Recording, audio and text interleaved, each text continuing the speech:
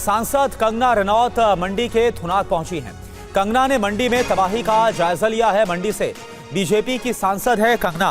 पहले मंडी नहीं पहुंचने पर सवाल उठे थे, विपक्ष लगातार सवाल उठा रहा था, विरोधी लगातार कंगना के ना पहुंचने को लेकर सवाल खड़े कर रहे थे। और अब कंगना रनौत जो कि मंडी से सांसद हैं वो पहुंची हुई हैं। तबाही के बाद नहीं पहुंचने पर कंगना ने सफाई भी दी थी। तो मंडी के थुनाग पहुंची हुई है। लगातार हम आपको तस्वीरें भी दिखा रहे हैं किस तरह से हिमाचल प्रदेश के कई ऐसे इलाके हैं जो कि भारी बारिश के बाद, लैंडस्लाइड के बाद प्रभावित हुए हैं और इसमें से एक मंडी भी है। मंडी में भी काफी ज्यादा नुकसान हुआ है और अब तबाही का जायजा लेने के लिए कंगना पहुंची हुई है। कि मंडी पे डेफिनेटली बहुत संकट आया है। ये जो इतना बादल फट गए हैं और कई जगहों पे जो है पानी भर गया है। पानी भरने के कारण जो है लोगों में बाढ़ टाइप एक स्थिति आई हुई है। कनेक्टिविटी सारी खत्म हो गई है। खासकर जिस एरिया में सबसे ज़्यादा त्रासदी हुई है, जो सिराज का थुनाग के तरफ के एरिया हैं, तो उनमें जो है कनेक्टिविटी थी नहीं। लेकिन फिर भी हमारा जो प्रशासन है, हमारी जो सरकार है, वो पूरी नज़र बनाए हुए है। ऐसा नहीं होता कि कनेक्टिविटी नहीं है तो हमारा काम जो है वो रुक जाता है। चाहे वो डीसी को लेकर हो, बाकी चाहे स्थानीय अधिकारी हो, उनको लेकर संपर्क बना के रखना और उनको जो चाहे वो राहत को लेकर, चाहे रिलीफ को लेकर या किसी तरह की और सुविधा को लेकर जो प्रभावित लोग हैं उनसे उनको जो है निर्देश देना, वो सब काम तो हमारा चालू रहता है। तो हिमाचल के मंडी में थुनाग इलाके में कुदरत ने जमकर तबाही मचाई है। कई घर, स्कूल, कॉलेजेस और दुकानें बाढ़ से तबाह हो गए। आप देखिए वहां के हालात। हिमाचल प्रदेश के मंडी ने कुदरत का कहर बरपाया है। नदी नालों के उफान पर आने से कई घर, सड़कें और पुल बह गए। भारी बारिश के बाद, लैंडस्लाइड के बाद ये पूरा इलाका तबाह हो गया। ये मंडी का थुनाग इलाका है जहां कुदरत ने ऐसा कहर बरपाया कि लोगों के आशियाने मिट्टी में मिल गए। सारा कारोबार चौपट हो गया। टूटे घरों और मलबे को देखकर अंदाजा लगा सकते हैं यहाँ का मंजर कैसा होगा। जब इस गांव में सैलाब आया तो लोग काफी डरे हुए थे। लोग अपने आप को बचाने में लगे हुए हैं। इस भयानक मंजर को याद कर अभी भी लोग सिहर जाते हैं। बहुत भयानक से रूप से ये जो नाला था ये डाइवर्ट हो गया इस तरफ से, जिसमें जो हमारा एक इंडस्ट्री थी, फर्नीचर इंडस्ट्री, वो भी ध्वस्त हो चुकी है। लोगों का कहना है कि हम लोग पूरी रात नहीं सो पाए। तबाही का मंजर देखकर काफी डरे हुए थे। जो मतलब वाटर लेवल वो धीरे धीरे बढ़ रहा। जैसे ही मतलब पूरी रात हम लोग कोई नहीं सोए। मतलब ऐसा नहीं हम बोल सकते कि बस हमारी फैमिली, बाकी मतलब यहाँ सराउंडिंग के जो जितने भी लोग जिनको भी हम देख पा रहे थे, वो यहाँ पे कोई भी पूरी रात सोया नहीं। और वहीं महाराष्ट्र की बात की जाए तो महाराष्ट्र के नासिक में भी भारी बारिश का दौर जारी है। उफान पर यहाँ पर गोदावरी नदी है। मंदिरों में पानी घुस गया है। प्रशासन ने अलर्ट जारी किया है। लोगों से सावधान रहने की अपील की गई। ये तस्वीरें नासिक की हैं जहां कई फीट तक पानी बह रहा है। आप तस्वीरों में देख सकते हैं भारी बारिश के कारण तबाही मची है। बारिश के चलते गोदावरी नदी उफान पर है। नदी का पानी आसपास के इलाकों में घुस गया है। तस्वीरों में साफ देखा जा सकता है नासिक के गोदावरी के किनारे बने ये सभी मंदिर पूरी तरह से डूबे हुए हैं। मंदिर की छत तक पानी है। पानी में कमर तक हनुमान जी की मूर्ति डूबी है। इसे देखकर अंदाजा लगा सकते हैं कि जलस्तर कितना है। कई जगहों पर 5 फीट से भी ज्यादा पानी भर गया है। पानी का बहाव भी काफी तेज है। यहाँ बढ़ते जलस्तर से कई इमारतों में भी पानी घुस गया है। नासिक में गोदावरी नदी के किनारे कई प्रसिद्ध मंदिर हैं, जिनमें त्र्यंबकेश्वर मंदिर, कालाराम मंदिर, मुक्तिधाम मंदिर, कपिलेश्वर मंदिर शामिल है। ये मंदिर नासिक के धार्मिक और सांस्कृतिक महत्व का हिस्सा है। त्र्यंबकेश्वर मंदिर विशेष रूप से 12 ज्योतिर्लिंगों में से एक है। महाराष्ट्र के सबसे महत्वपूर्ण धार्मिक स्थलों में से एक है। महाराष्ट्र के नासिक में भारी बारिश के चलते गोदावरी नदी उफान पर है। नदी का जलस्तर लगातार बढ़ रहा है, जिससे शहर के कई हिस्सों में बाढ़ जैसे हालात बन गए हैं। प्रशासन और स्थानीय पुलिस अलर्ट पर है। मध्य प्रदेश की बात करते हैं। मध्य प्रदेश के जबलपुर में मूसलाधार बारिश के बाद नर्मदा नदी का जलस्तर बढ़ रहा है। उफान पर है माहिष्मती। घाट के ऊपर तक पानी पहुंच चुका है। ड्रोन से ली गई तस्वीरें एमपी के मंडला की हैं। तस्वीरें जितनी अलौकिक और रोमांचकारी दिख रही हैं, उतनी ही भयानक और हाहाकारी हैं। ये नर्मदा नदी है जो बरसात के बाद रौद्र रूप में दिख रही है। पानी का प्रवाह कितना तेज है आप देख सकते हैं। कुछ पेड़ और ऊंची जगहें भी केवल दिख रही हैं। सब कुछ पानी में समाया हुआ है। ये तस्वीरें मंडल के माहिष्मती घाट की हैं, जहां नर्मदा खतरे के निशान के ऊपर बह रही है। मंडला और ढिंडोरी में पिछले 48 घंटों से लगातार बारिश हो रही थी, जिससे जलस्तर काफी बढ़ गया। अब देखिए दूसरी तस्वीर जो पर्यटन स्थल सहस्त्रधारा की है। ये एरियल तस्वीरें भी आपको रोमांचित कर सकती हैं। गाड़ियां आ जा रही हैं, नीचे नर्मदा नदी अपने वेग से बह रही है। बताया जाता है कि जलस्तर बढ़ने के बाद बरगी बांध पर दबाव बढ़ गया है, जिसके बाद उसके गेट भी खोले जाएंगे। उसके बाद जलस्तर और बढ़ेगा, जिससे आने वाले समय में निचले इलाकों के लिए मुश्किलें बढ़ सकती हैं। इस बीच मंडल में जनजीवन बुरी तरह से प्रभावित हुआ है। नर्मदा नदी के खतरे के लेवल के ऊपर बहने से प्रशासन सतर्क पर है। प्रशासन ने लोगों से अपील की है कि वो नदी के किनारे न जाएं और सुरक्षित स्थानों पर रहें। और देखिए आपको हिमाचल की मंडी लेकर चलते हैं, जहां पर कंगना रनौत जो कि तबाही आई है, जो तस्वीरें हम आपको लगातार दिखा रहे हैं ये देखिए। और साथ में हिमाचल के पूर्व सीएम जयराम ठाकुर भी उन्हीं के साथ मौजूद है। तो मंडी से सांसद कंगना रनौत इस वक्त आपको नजर आ रही है। और ये आपको बता दें कि हाल फिलहाल में जिस तरह से वहां पर तबाही आई और जयराम ठाकुर की तरफ से सवाल भी खड़े किए गए थे और जिस तरह से कंगना रनौत वहां पर नहीं पहुंची थी, इसके बाद लगातार कई सियासी बयानबाजियां भी हुई। लेकिन अभी जो आप देख पा रहे हैं जयराम ठाकुर जो कि कंगना रनौत के साथ ही मौजूद हैं और जो तबाही वहां पर आई है उसका जायजा लेते हुए कंगना रनौत। और इससे पहले आपने सुना मीडिया से बातचीत करते हुए कंगना रनौत ने यह बोला था कि हर एक संभव कोशिश की जा रही है ताकि जो स्थानीय लोग हैं, जो नुकसान उन्हें हुआ है, उसका आकलन किया जाए और उन्हें जो हर संभव मदद है वो पहुंचाई जाए। ये देखिए स्थानीय लोग भी और आला अधिकारी भी मौजूद हैं उनके साथ।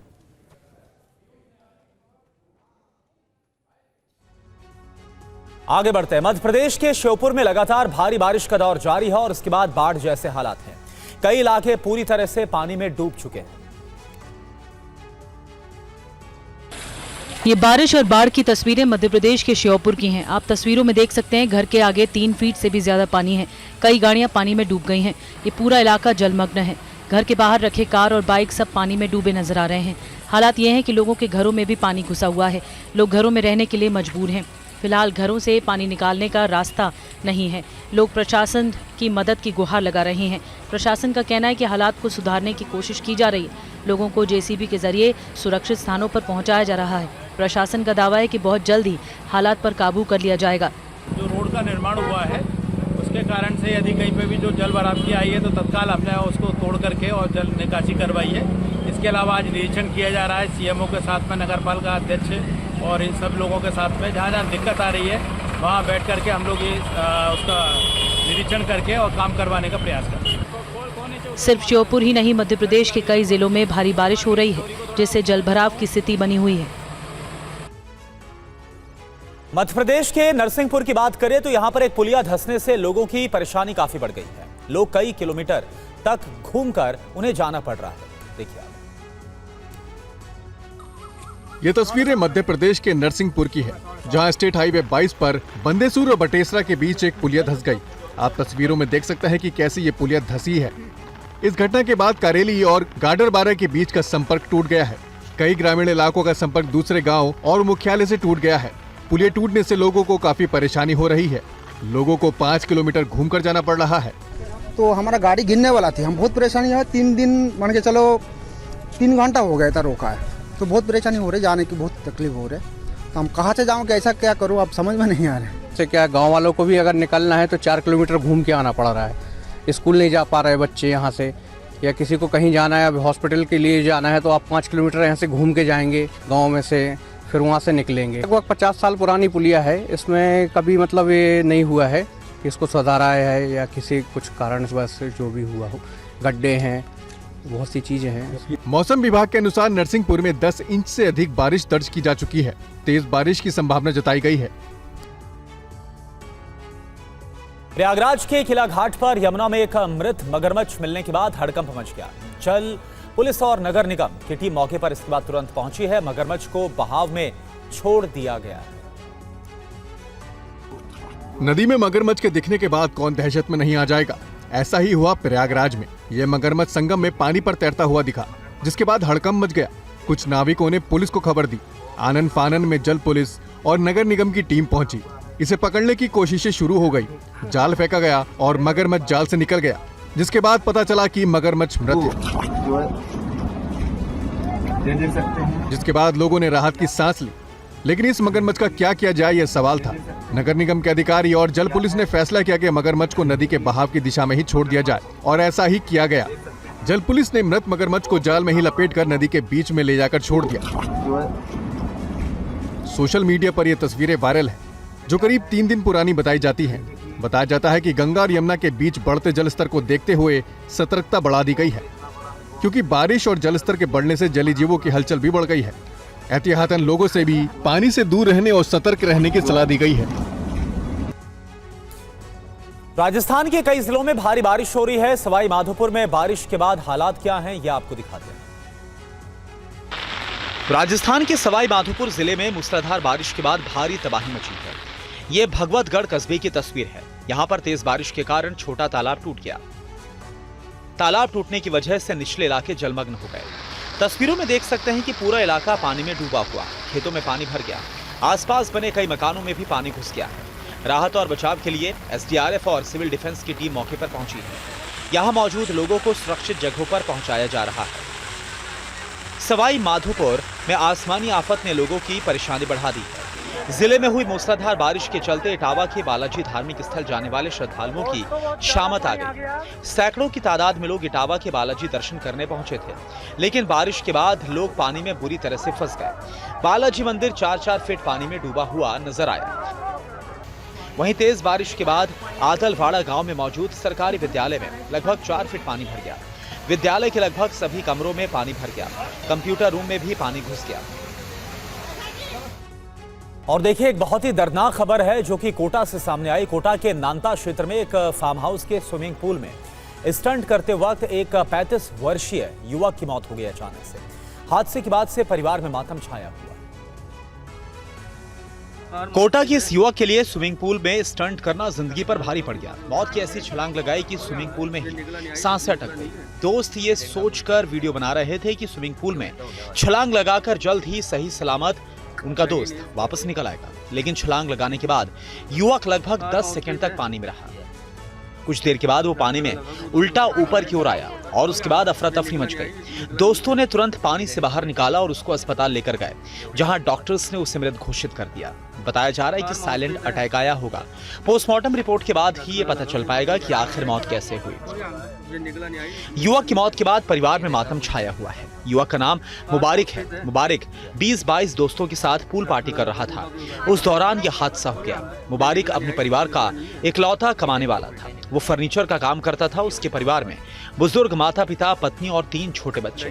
दुखद बात यह है कि 4 साल पहले उसके बड़े भाई की भी मौत हो गई थी, जिससे ये घटना परिवार के लिए एक और बड़ा आघात है। मुहर्रम के दौरान यूपी के संभल में सुरक्षा व्यवस्था कड़ी कर दी गई है। शहर में 2000 कैमरे और ड्रोन से जुलूस की निगरानी की जा रही है। देर रात भी पुलिस को कड़ी निगरानी के आदेश दिए गए हैं। टीवी 9 संवाददाता पुनीत शर्मा की ग्राउंड रिपोर्ट आपको दिखाते हैं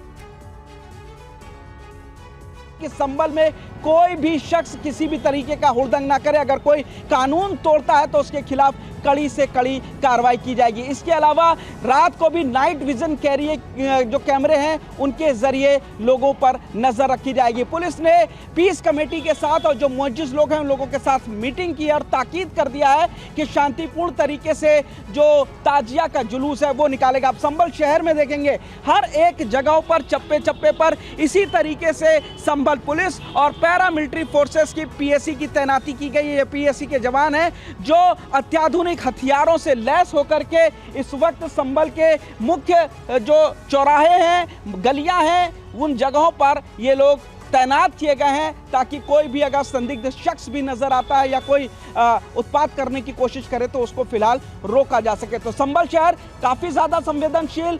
ताजिया जुलूस को लेकर के पुलिस ने कई सारी मीटिंग्स की हैं। अधिकारियों को भी ताकीद किया गया है। गोपाल खेमका हत्याकांड से जुड़ी एक बड़ी खबर आपको बता दें। अपडेट क्या आ रही है पटना से? पुलिस ने 5 संदिग्धों को हिरासत में लिया है। जमीन विवाद के एंगल से हत्या की तफ्तीश जारी है। फतुहा और आरा में पटना पुलिस की रेड। कल पटना की बेऊर जेल में पुलिस ने छापा भी मारा था। कल गैंगस्टर अजय वर्मा से 20 मिनट तक पुलिस ने पूछताछ भी की थी। और अब ये खबर सामने आ रही है कि इस पूरे मामले में जहां एक तरफ जमीन विवाद के एंगल से ही तफ्तीश को आगे बढ़ाया जा रहा है, पुलिस ने 5 और संदिग्धों को हिरासत में लिया है। तो आपको बता दें कि पटना के एक बड़े व्यापारी गोपाल खेमका, जिनकी सरेआम गोली मारकर हत्या कर दी गई, रात के वक्त अब इसके बाद जो पुलिस की तफ्तीश है, इससे जुड़ी ये बड़ी अपडेट सामने आ रही है। तो 36 घंटे बाद भी हत्यारे फरार है। अभी तक क्या क्या हुआ है ये आपको बताएं। अभी देखिए, फिलहाल 5 जो संदिग्ध है उनको डिटेन किया गया, यानी कि हिरासत में लिया गया है। हत्या की साजिश रचने का आरोप लगा है। जमीन विवाद के एंगल से इस वक्त पुलिस से जांच कर रही है। फतुहा, आरा, बेउर जेल में रेड भी पड़ी है। गैंगस्टर अजय वर्मा से पुलिस ने पूछताछ की है। बेउर जेल में 20 मिनट तक गैंगस्टर से पुलिस की तरफ से सवाल जवाब किए गए और जिस वक्त इस वारदात को अंजाम दिया गया था उस वक्त की सीसीटीवी फुटेज भी हम आपको दिखा रहे हैं। कैसे बाइक सवार आते हैं और इस वारदात को अंजाम देकर वहां से फरार हो जाता है। पटना में उद्योगपति गोपाल खेमका हत्याकांड की जांच जैसे जैसे आगे बढ़ रही है, इसमें नए किरदार और पुराने अपराधियों की भूमिका सामने आ रही है। घटना को बीते 36 घंटे से ज्यादा हो गए हैं, लेकिन अभी तक इस मामले में किसी की औपचारिक गिरफ्तारी नहीं हुई है। हालांकि 5 संदिग्धों को हिरासत में लिया गया है, जिनसे पूछताछ हो रही है। शनिवार को मोबाइल डेटा के आधार पर पटना पुलिस ने बेउर जेल में छापेमारी की और इस दौरान कई कुख्यात अपराधियों से पूछताछ हुई है। जेल से कुछ संदिग्ध मोबाइल नंबर बरामद किए गए। इनके आधार पर पुलिस को कुख्यात अपराधी अजय वर्मा के इस हत्याकांड से जुड़े होने की आशंका है। पुलिस ने अजय वर्मा से करीब 20 मिनट तक पूछताछ की है। अजय वर्मा पर जमीन विवाद, रंगदारी और हत्या जैसे गंभीर आरोप पहले से ही दर्ज है। एसटीएफ ने उसे 10 दिन पहले गिरफ्तार किया था और वो इस समय बेउर जेल में बंद है। वहीं खेमका हत्याकांड में राहुल गांधी ने राज्य सरकार पर निशाना साधा। राहुल गांधी ने सोशल मीडिया पर लिखा कि आज बिहार लूट, गोली और हत्या के साए में जी रहा। बिहार में अपराध नया नॉर्मल बन चुका है। और अब आपको सुनाते हैं बिहार में गोपाल खेमका की हत्या के बाद कैसे सियासत हो रही है। तेजस्वी यादव सरकार को घेर रहे हैं तो सत्ताधारी दल बचाव की मुद्रा में। जंगल राज की बात करने वाले आज कहाँ हैं? क्या सुनवाई हो रही है, क्या कार्रवाई हो रही है, क्या एक्शन लिया गया है? हम इसीलिए है हमेशा बुलेटिन जारी करते हैं, बिहार में ऐसा कोई दिन नहीं गोलियां न चल रही हो। नेता विरोधी दल के यहाँ गोलियां चलती है, मुख्यमंत्री आवास के बाहर गोलियां चलती है, डेवलपमेंट कमिश्नर के बाहर गोलियां चलती हैं, जज साहब के बाहर गोलियां चलती है, इनके मंत्री के घर के बाहर गोलियां चलती है, विशेषरिया भवन में के सामने रोड पे पीछे पीछे एडीजी लॉ एंड ऑर्डर और आगे आगे अपराधी गोली मारता हुआ जाता है। आज तक कोई भी अपराधी पकड़ा गया। बिहार की सरकार आदरणीय नीतीश कुमार जी ने एसआईटी का गठन किया है। कार्रवाई शीघ्र की जाएगी और एक एक बिंदु को जांच करने का काम सरकार कर रही है। कोई भी अपराधी किसी भी हालत में बचने वाला नहीं है। इस घटना से मैं दुखित हूँ।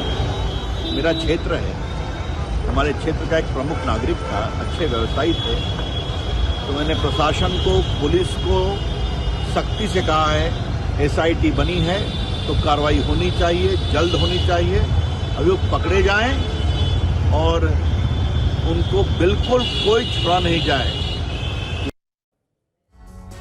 बिहार में TV9 की मुहिम का बड़ा असर देखने को मिला है। चुनाव आयोग ने बिहार के मतदाताओं को एक बहुत बड़ी राहत दी है। अब कागजात के बगैर भी जमा करा सकते हैं गणना प्रपत्र, निर्वाचन निबंधन। पदाधिकारी स्थानीय जांच या फिर दूसरे सबूतों के आधार पर यह फैसला लेंगे।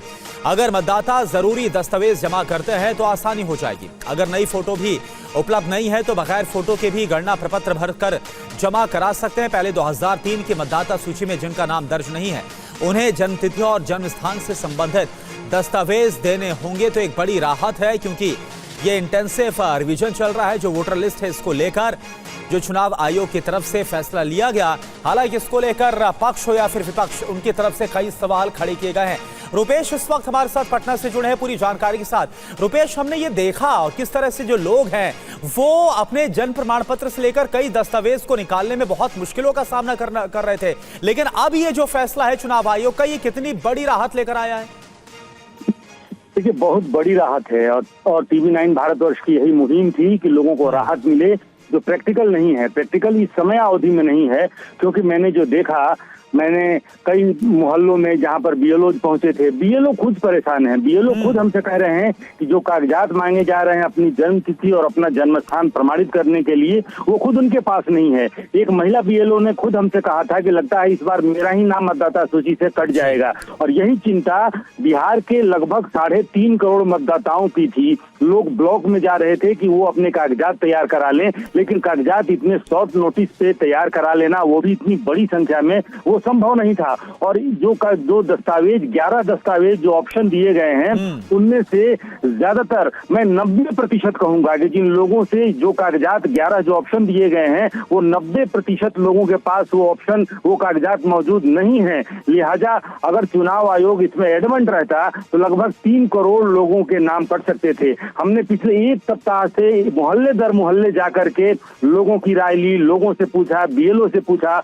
और चुनाव आयोग ध्यान दे, और ये हमारी मुहिम थी। और उसके बाद से चुनाव आयोग ने आज ये स्पष्ट किया है कि 2003 के बाद जो मतदाता सूची में जिनका नाम ऐड हुआ है, जिनसे ये कागजात मांगे जा रहे थे, उनको भी कागजात देने की फिलहाल जरूरत नहीं है। वो बगैर कागजात के गणना प्रपत्र भरकर जमा कर सकते हैं। और जो निर्वाची पदाधिकारी हैं वो स्थानीय स्तर पर निर्णय लेंगे, स्थानीय स्तर पर ही जांच कराएंगे कि ये मतदाता वैलिड है या नहीं है, और उसके अनुसार उसके नाम ऐड किए जाएंगे। यानी कि फिलहाल जो 2003 से पहले के जो लोग हैं, जिनको पहले ही राहत मिली हुई थी, लेकिन जिसको लेकर के बिहार में अफरा तफरी थी, यानी लगभग 3 करोड़ मतदाताओं के बीच जिनसे मांगा गया था कि आप आधार कार्ड नहीं चलेगा, पैन कार्ड नहीं चलेगा, मनरेगा जॉब कार्ड नहीं चलेगा, ड्राइविंग लाइसेंस नहीं चलेगा, यानी आमतौर पर लोगों के पास जो जरूरी कागजात जो मौजूद रहते हैं, लेकिन इन कागजातों के एक बात क्लियर करिए, आप एक बात क्लियर करिए।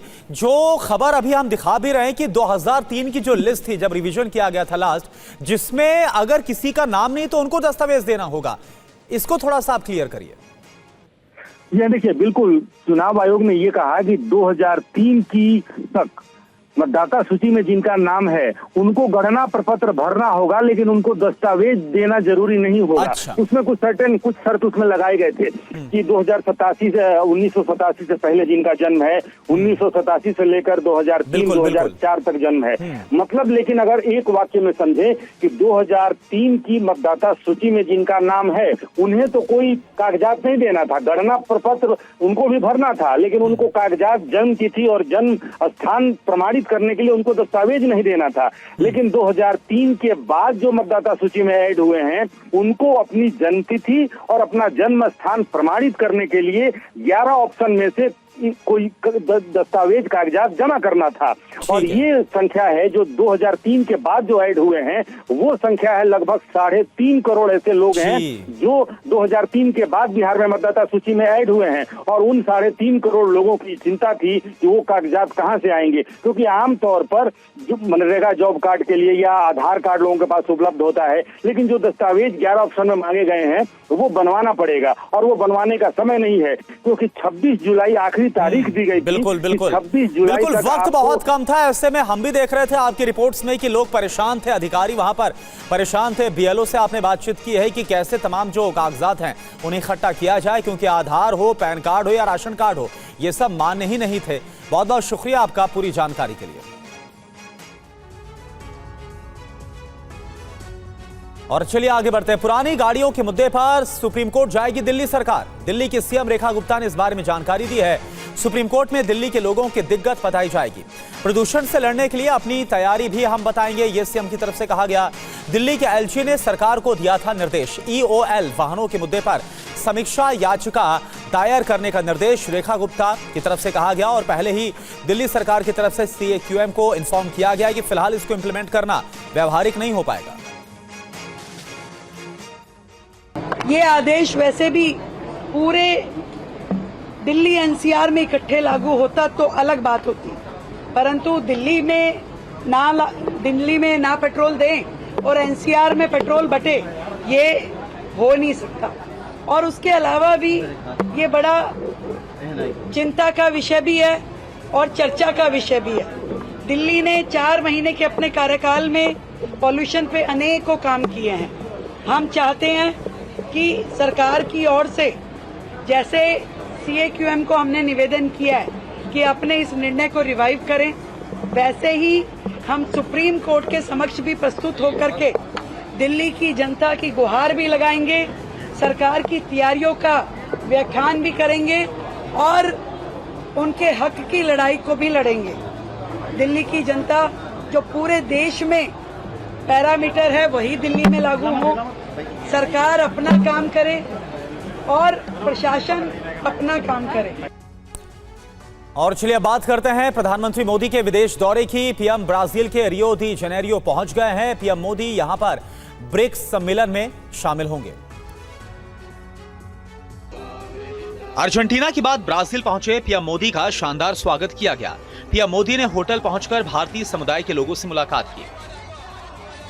भारतीय प्रवासी ने पीएम मोदी का भव्य स्वागत किया। ब्राजील में आयोजित ब्रिक्स शिखर सम्मेलन में हिस्सा लेने के लिए पहुंचे पीएम मोदी का पारंपरिक नृत्य, सांस्कृतिक प्रस्तुतियों और देशभक्ति से भरे चित्रों से स्वागत किया गया। लोगों ने हाथों में तिरंगा लिए प्रधानमंत्री का स्वागत किया। इस स्वागत में सबसे खास बात ऑपरेशन सिंदूर की प्रस्तुति रही, जिसे नृत्य और चित्रों के माध्यम से दर्शाया गया। पीएम मोदी ब्राजील के दौरे के दौरान रियो डी जेनेरियो में ब्रिक्स शिखर सम्मेलन में भाग लेंगे। उसके बाद एक राजकीय यात्रा करेंगे। ये लगभग 6 दशकों में किसी भारतीय प्रधानमंत्री द्वारा देश की पहली द्विपक्षीय यात्रा होगी। राजकीय यात्रा के दौरान प्रधानमंत्री मोदी ब्रासीलिया जाएंगे, जहां पर वो राष्ट्रपति लुइस इनासियो के साथ व्यापार, रक्षा, ऊर्जा, अंतरिक्ष प्रौद्योगिकी, कृषि, स्वास्थ्य समेत कई क्षेत्रों में दोनों देशों के बीच रणनीतिक साझेदारी पर चर्चा करेंगे। केंद्रीय गृह मंत्री अमित शाह ने श्यामा प्रसाद मुखर्जी के 125वीं जयंती के मौके पर उनके योगदान को याद किया। गुजरात के आणंद में अमूल और नेशनल डेयरी डेवलपमेंट बोर्ड के कार्यक्रम में अमित शाह ने क्या कहा, यह अब आपको सुना देते हैं। बहुत महत्वपूर्ण दिन है। 1901 में आज के दिन ही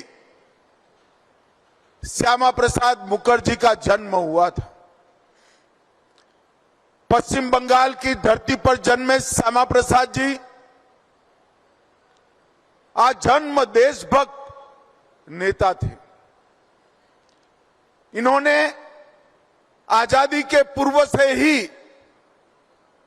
देश की अनेक प्रकार की समस्याओं को न केवल वाचा देने का काम किया, इसके निवारण के लोगों को संगठित भी किया और निवारण के उपाय भी सुझाए। देश की जनता श्यामा प्रसाद जी को कश्मीर के साथ जोड़कर देख रही है। वो उचित ही है, क्योंकि श्यामा प्रसाद मुखर्जी न होते तो कश्मीर कभी भी देश का अभिन्न हिस्सा न बनता। वो ही एक नेता था जिसने देश में 2 प्रधान, 2 विधान, 2 निशान नहीं चलेंगे नारे के साथ अपने स्वयं का बलिदान कश्मीर के लिए देने का काम किया। परंतु इसके साथ साथ आज पश्चिम बंगाल भी भारत का हिस्सा है, तो उसका पूरा श्रेय श्यामा प्रसाद मुखर्जी और स्वामी प्रणवानंद जी को जाता है। उन्होंने दूरदृष्टि के साथ पूरे बंगाल के अंदर एक आंदोलन चलाया और जिस बंग को लॉर्ड कर्जन ने किया था, उसको रोकने के लिए पूरा देश एकत्रित हुआ था। वो ही बंगाल का विभाजन हुआ और पश्चिम बंगाल बनकर वो आज भारत के साथ जुड़ा हुआ है। ये डॉक्टर श्यामा प्रसाद मुखर्जी की उपलब्धि है। उन्होंने ही तुष्टीकरण की नीति के खिलाफ जवाहरलाल नेहरू जी के प्रथम मंत्रिमंडल से उद्योग मंत्री के नाते इस्तीफा दिया और इस्तीफा देकर भारत की मिट्टी, भारत के संस्कार और भारत के हित को समर्पित भारतीय जनसंघ की स्थापना की। और वो आज उनकी बनाई हुई 10 सदस्यों के साथ बनाई हुई पार्टी 12 करोड़ सदस्यों के साथ संसार का सबसे बड़ा राजनीतिक दल बना है। दिल्ली के मंडावली इलाके में एक नाबालिग का मर्डर कर दिया गया। सीसीटीवी में मर्डर होते हुए कुछ लोग नजर भी आ रहे हैं। आरोपी अब तक फरार है। दिल्ली के मंडावली इलाके में हुए नाबालिग के मर्डर की ये सीसीटीवी तस्वीरें हैं। देख सकते हैं कि गली से इमरान नाम का ये शख्स गुजर रहा होता है। तेज कदमों से ये शख्स उसका पीछा कर रहा होता है। गली में एक ठेला वाला भी नजर आता है जो कि उनकी चाल से डर जाता है। इस बीच महज कुछ ही सेकंड में फिर सीसीटीवी में आवाजें रिकॉर्ड होती हैं।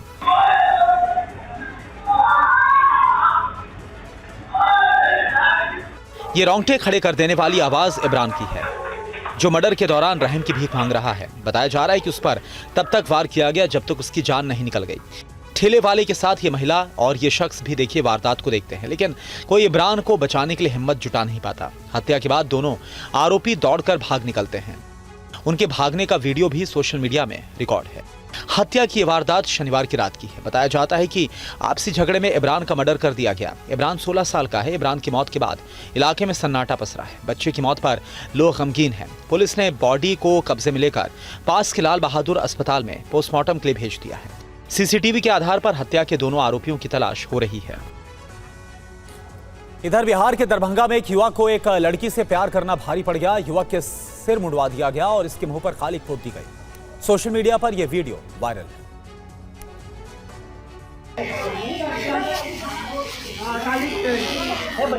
इस युवक के सिर मुंडे जा रहे हैं। कई लोगों ने इसे घेर रखा है। सोशल मीडिया पर वायरल ये वीडियो बिहार के दरभंगा का है। बाल काटने के बाद देखिए इसके मुंह पर कालिख पोती गई। मोबाइल से फोटो खींची गई, फिर उसे सोशल मीडिया पर वायरल कर दिया गया। बताया जाता है कि इस युवक को एक लड़की से प्यार करने की लोगों ने सजा दी। युवक हाईघाट थाना क्षेत्र के बिलासपुर गांव का रहने वाला है, जिसके पास के गांव की एक लड़की से प्रेम था। इसने लड़की के साथ घर छोड़ने का प्लान भी बना लिया। 1 जुलाई को दोनों भाग निकलने, जिसकी शिकायत पुलिस को की गई। इस बीच 2 दिन बाद दोनों साथ रहने के बाद अचानक घर वापस आ गए। लड़की के घर वालों को दोनों के बीच प्रेम संबंध की भनक लगी, जिसके बाद युवक पकड़ा और सिर मुड़ने के बाद मुंह पर कालिख पोत डाली। युवक ने स्वीकार किया कि वो लड़की से 2 साल से प्यार करता था। दोनों अलग अलग समुदाय से संबंध रखते हैं। सिर मुड़ने और कालिख पोतने के आरोप में लड़की के बड़े भाई को पुलिस गिरफ्तार कर चुकी है।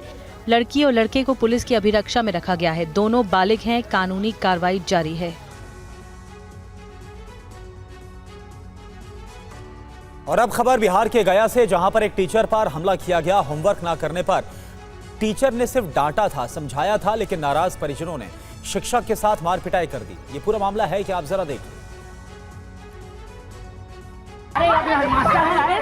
ये तस्वीरें बिहार के गया की है, जहां पर होमवर्क नहीं करने पर शिक्षक ने छात्र को डांटा तो अभिभावक गुस्से से लाल हो गए और गुंडागर्दी पर उतर आए। लाठी डंडे लेकर स्कूल पहुंच गए। आप देख सकते हैं कि हाथ में लाठी लिए अभिभावक यहां मौजूद शिक्षकों को दौड़ा रहे हैं, हमला कर रहे हैं। शिक्षक अपने आप को बचाने में जुटे हैं, लेकिन अभिभावक पिटाई करने पर उतारू हैं। ये लोग छात्र को डांटने वाले शिक्षक राकेश रंजन श्रीवास्तव पर कई बार हमले किए। हमले में शिक्षक राकेश रंजन श्रीवास्तव गंभीर तौर पर घायल हो गए। वहीं बीच बचाव करने आए अन्य शिक्षकों को भी चोटें आई हैं।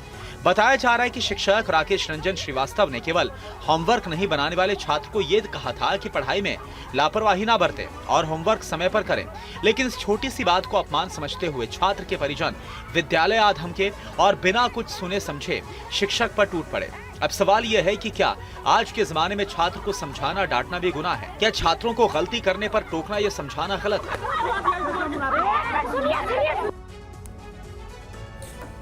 पंजाबी फिल्म अदाकारा तानिया कंबोज के डॉक्टर पिता अनिल जीत पर हुए हमले का सीसीटीवी फुटेज सामने आया है। मोगा में हुए इस हमले के बाद डॉक्टर की हालत काफी गंभीर है।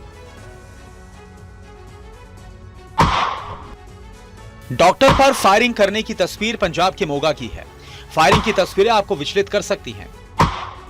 वीडियो में आप देख सकते हैं कि डॉक्टर को पैर दिखाने के लिए यह शख्स आता है। डॉक्टर साहब टॉर्च जलाकर उसके पैर को देखने में जुट जाते हैं। इस बीच हमलावर दाखिल होता है, पिस्टल निकालकर सीधा डॉक्टर अनिलजीत कंबोज पर दाग देता है। इसके बाद आप देखिए जो शख्स इलाज कराने आया होता है वो भी हमलावर के साथ भाग निकलता है।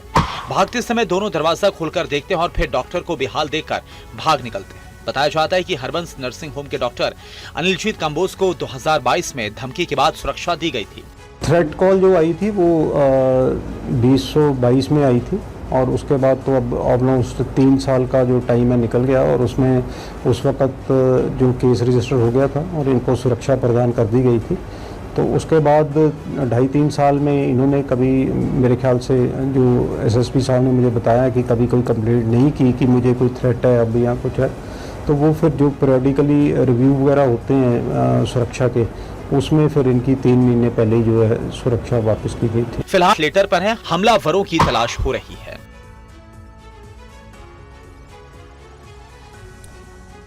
खबर लखनऊ से है। लखनऊ में दूध में थूक डालने वाले को पुलिस ने गिरफ्तार किया। घटना सीसीटीवी वीडियो भी सोशल मीडिया पर वायरल हो रहा है। देखिए आप। शर्मनाक हैं ये तस्वीरें।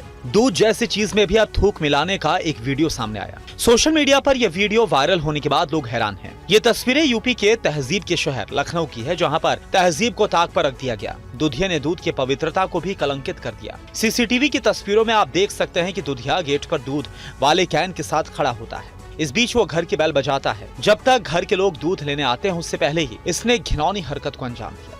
देखिए, इसने कैन का ढक्कन खोला और फिर उसमें थूक दिया। घर वाले के गेट खोलने से पहले ही ये अपने मकसद को पूरा कर गया। दूधिया के इस कारनामे से इलाके में हड़कंप मच गया। बताया जाता है कि कई सालों से इलाके में दूध देने का काम ये कर रहा था। बताया जाता है कि सिर पर गमछा बांधे ये शख्स अपना असली नाम छुपाकर घरों में दूध पहुंचाने का काम करता था। सीसीटीवी वीडियो सामने आने के बाद हिंदू संगठनों ने पुलिस से शिकायत की है। जांच में पता चला है कि लोगों को अपना नाम ये पप्पू बताता था, जबकि उसका असली नाम मोहम्मद शरीफ है। अखिल भारत हिंदू महासभा की शिकायत पर गोमती नगर थाने की पुलिस ने कार्रवाई की है।